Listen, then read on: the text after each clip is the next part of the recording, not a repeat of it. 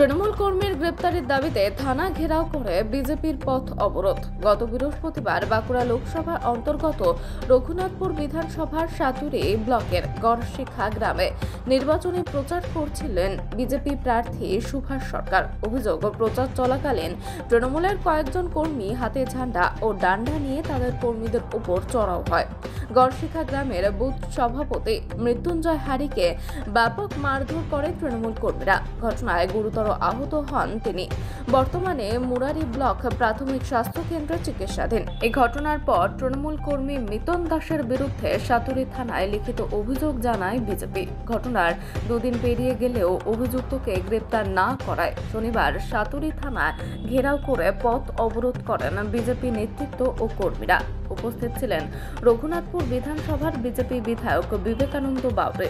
এদিন বিজেপির আন্দোলনের জেরে রঘুনাথপুর বাঁকুড়া ৮ নম্বর রাজ্য সড়ক অবরুদ্ধ হয়ে পড়ে। ঘটনায় যানজট সৃষ্টি হয় এলাকায়।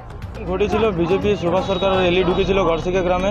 উপস্থিত আমার বাবা মা দুজনেই ছিল র্যালিতে। তো তৃণমূলের কয়েকজন গুন্ডা বাহিনী ইশারা করে হঠাৎ চড়াও হয়, র্যালি আটকানোর চেষ্টা করে, মারধর করে খুব আমার বাবাকে মারধর করে এবং আমার মাকেও মারধর করেছিল।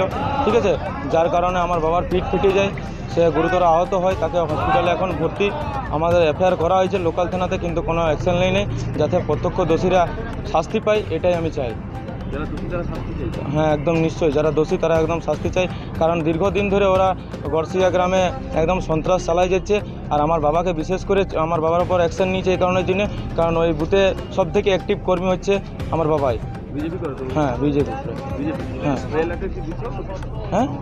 হ্যাঁ, এই এলাকার বুথ সভাপতি মৃত্যুঞ্জয় হাড়ি। আমার নাম বিষ্ণু হাড়ি।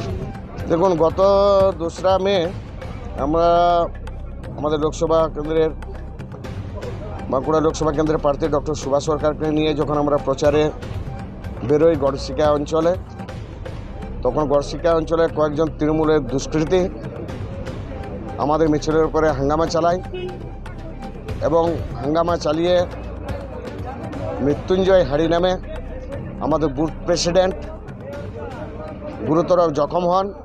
পাশাপাশি ওনার স্ত্রীকেও ছিঁড়া করেন তৃণমূলের দুষ্কৃতীরা।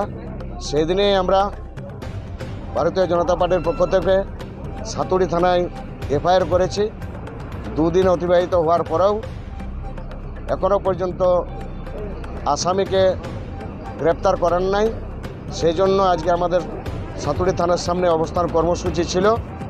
আমরা ওসি সাহেবের সাথে দেখা করলাম, উনি প্রতিশ্রুতি দিয়েছেন যত শীঘ্র পারি আসামিকে গ্রেপ্তার উনি করবেন।